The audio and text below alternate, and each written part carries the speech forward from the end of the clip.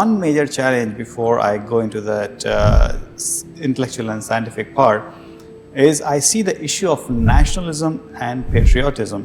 So how should Muslim navigate in this secular world? Because as you mentioned, Islam is not a secular religion, but we will live in a secular world regardless how much we deny. So how this challenges of nationalism and patriotism, because some scholars even went to the up to the extent of saying nationalism is a modern day shirk. So what's your take on that? Definitely the major foundational problems with the nation state ever since it was invented, by the Europeans, the nation state, and sovereign rule. But I think it works both ways. I think there's a two-way traffic, sovereign state.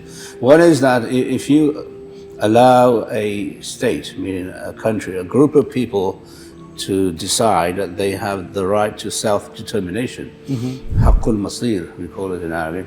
So if you're going to say that Pakistan has the right to govern itself the way Pakistan sees fit, then the question is, does the US or China or Britain have the intellectual prerogative to go into Pakistan law and say, we want you to change the law because it goes against our values? Theory of intervention. Okay? So intervention is not allowed, even in a nation state kind of sovereign rule. You're not allowed to interfere with the laws and the governance of any given independent country.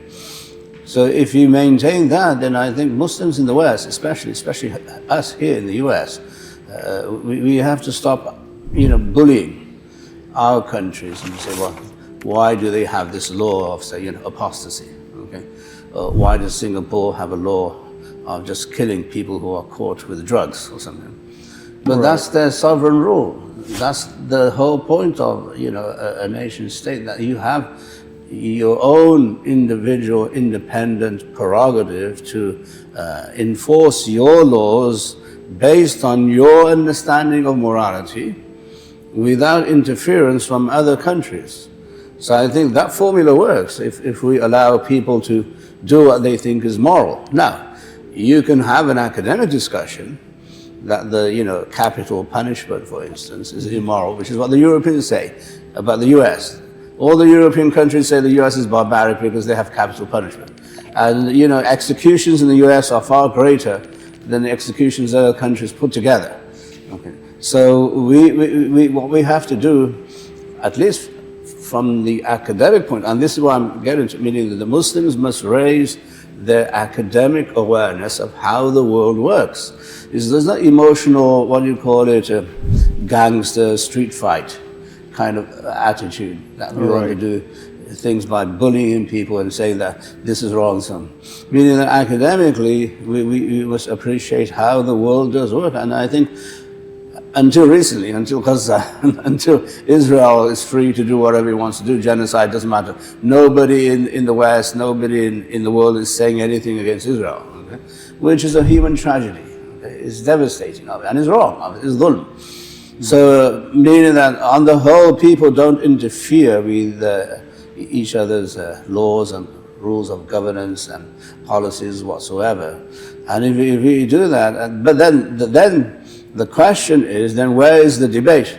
So the debate will be in academia. Academically, whose law is more capable of giving human beings a better understanding of peace, security, justice? Right. Unfortunately, geopolitics has different standards for different countries. Yes. And I totally agree with you. There needs to be academic discussion, but the implementation is definitely through politics and how they say might is right.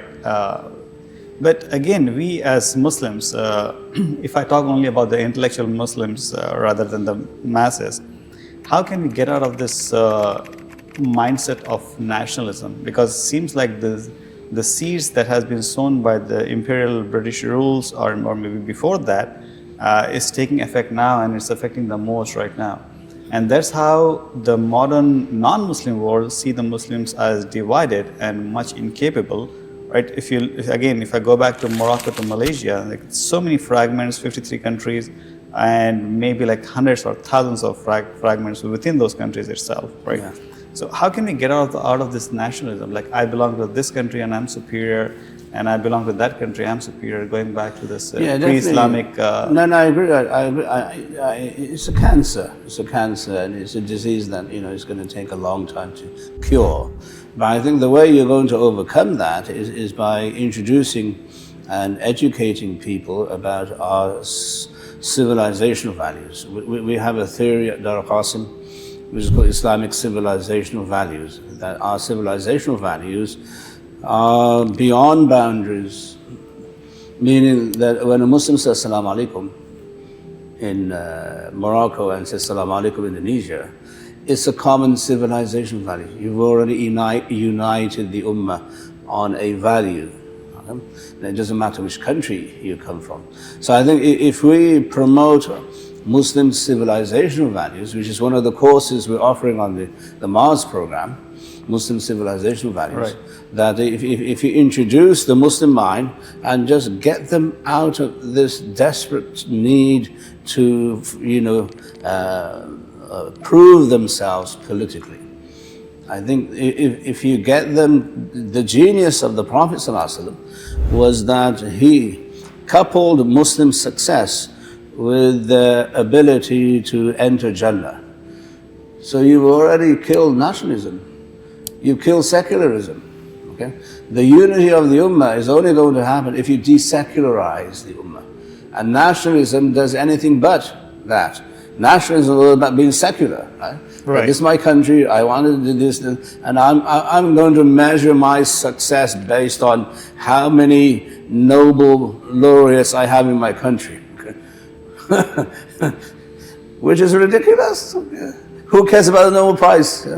Some people do, but many of them, we do have, you go into science, technology, and research and development. And Muslims have yet to establish a single university in their countries where non-Muslims come and learn from that university. There's not a single university in any Muslim country where a non-Muslim from Europe will go to that university in a Muslim country and say, I want to go there to learn. Yeah. So that the academic decline, if you want to be secular, then do it right. Yeah. You have to raise the bar of academic excellence, even if you want to be secular, because that's the gold standard. But we haven't done that. We don't even think of it that way. That we now there are some